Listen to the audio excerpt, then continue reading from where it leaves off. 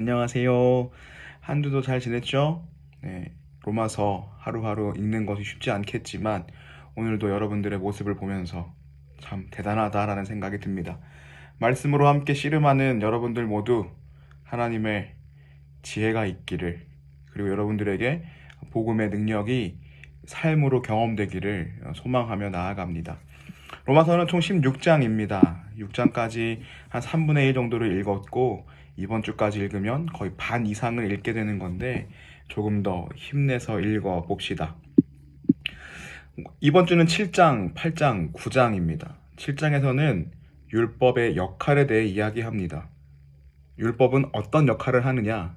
바로 죄를 깨닫게 한다 라고 하는 거죠. 죄를 깨닫게 한다. 그래서 바울은 질문합니다. 당신은 여전히 율법에 있는가? 아니면 예수께 속해 있는가? 바울의 답은 정해져 있습니다. 다 아시죠? 율법에 속한 사람들이 아니라 우리는 예수께 속한 사람들이라는 겁니다. 새로운 법이 주어졌고 율법이 아니라 그냥 단순히 죄만 깨닫게 하는 율법이 아니라 우린 이제 성령의 법으로 자유함을 누리며 해방된 존재로 살아간다는 겁니다. 왜 그렇게 해방을 강조할까요? 8장에서 바울이 이야기합니다. 바울은 누구보다 율법에 대해 잘 알았던 사람입니다. 율법을 지키는 자신의 모습들을 보면서, 위선적인 모습들을 보면서 때론 실망하고 낭망하고 여전히 죄 가운데 있는, 해결할 수 없는 죄책감과 불안함, 그런 두려움에 사로잡혀 살았던 사람이었던 것 같습니다. 그런데 그런 바울이 예수를 만나고 삶이 변화되었고 정말 중요한 깨달음을 얻게 되죠. 율법이 전부가 아니라 예수가 전부다라는 겁니다. 로마서의 가장 핵심적인 내용이 이제 나옵니다. 8장 1절, 2절. 그러므로 그리스도 예수 안에 있는 사람들은 더 이상 정죄를 받지 않는다. 그리스도 예수 안에서 해방되었다. 율법의 법으로 죄의 심판을 기다리며 불안하게 살아가는 삶이 아니라 새로운 법으로 살아가는 삶이 바로 그리스도인의 삶이다.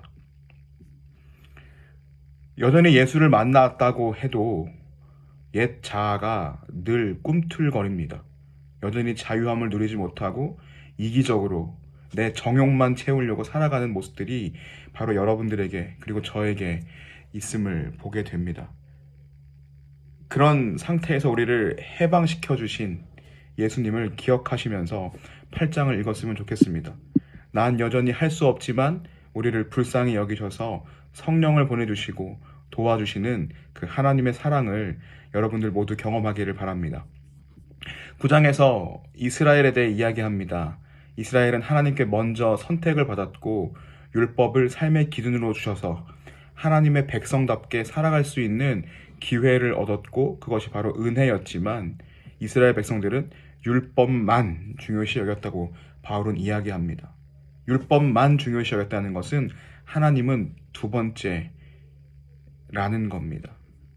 그런 우리에게 하나님이 예수님을 주셔서 혈통으로 이스라엘 사람들만 이스라엘이 아니라 하나님의 약속을 믿는 모든 사람들이 이스라엘이라고, 새 이스라엘, 새 아브라함의 백성으로 하나님께서 우리를 여기셨다라고 하는 것이 9장의 내용입니다. 7장, 8장, 9장을 읽으면서 정말 중요한 내용들이 많이 나옵니다. 제가 제일 좋아하는 말씀도 여기에 있습니다. 8장 39절. 그 어떤 것도 우리를 하나님의 사랑에서 끊을 수 없다. 여러분들 그 사랑을 경험하는 우리 모두가 되기를 바랍니다. 꼭 기억하십시오. 여러분이 여러분을 사랑하는 것보다, 내가 나를 사랑하는 것보다 하나님께서 나를 사랑하시고 하나님께서 여러분을 사랑하시는 것이 더 크다는 그 사실을 기억하시기 바랍니다. 이런 노래가 떠오릅니다.